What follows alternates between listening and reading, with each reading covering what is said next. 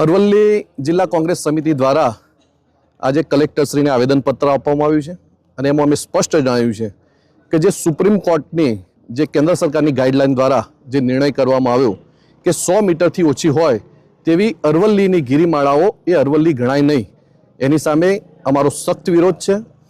આ અરવલ્લી બચાવો અભિયાનની શરૂઆત અમે કરી ચૂક્યા છીએ। ગામે ગામ જઈ લોકોમાં પણ જાગૃતિ લાવીશું, કારણ કે અરવલ્લીની હારમાળા જો ખતમ થશે તો રણ પ્રદેશ પણ વધશે। અરવલ્લી જિલ્લાની અંદર જે શામળાજી છે એ શામળાજીનું મંદિર પણ અરવલ્લીની ગિરિકંદરાઓમાં ગણાય છે। દેવરાજ ધામ પણ ત્યાં છે। માજુમ, મેસો અને વાત્રક ડેમો એ પણ અરવલ્લીની હારમાળાઓના કારણે એ ડેમો બનેલા છે। આ જો નદીઓ જીવિત હોવાનું એકમાત્ર કારણ હોય તો અરવલ્લીની હારમાળા છે। રણ પ્રદેશ અટકાવવાની પણ વાત છે। આદિવાસી સમાજ એ પણ મોટે ભાગે આ અરવલ્લી જિલ્લાની જે અરવલ્લીની હારમાળાઓ છે ત્યાં પોતાનું પશુપાલન પણ કરે છે અને અરવલ્લી જિલ્લાની અંદર મુખ્ય વ્યવસાય ખેતી અને પશુપાલનનો હોય ત્યારે જો અરવલ્લી નહીં બચે તો ખેતી અને પશુપાલનનો વ્યવસાય પણ બંધ થશે, કારણ કે અરવલ્લીમાં કોઈ મોટો ઉદ્યોગ પણ નથી।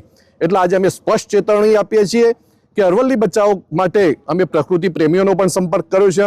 પક્ષાપક્ષીથી દૂર રહી અને આ અરવલ્લી અભિયાન જે ચલાવ્યું છે એની અંદર અમે ખેડૂતોને પણ જોડવાના છીએ, આદિવાસી સમાજ અને બીજા બધા ઘણા બધા સમાજ, સાધુ સંતોએ પણ અમને ટેકો આપ્યો છે। ત્યારે અમે બધા સાથે મળી આગામી દિવસોમાં આ અરવલ્લી બચાવની ઝુંબેશ પૂરજોશમાં કરીશું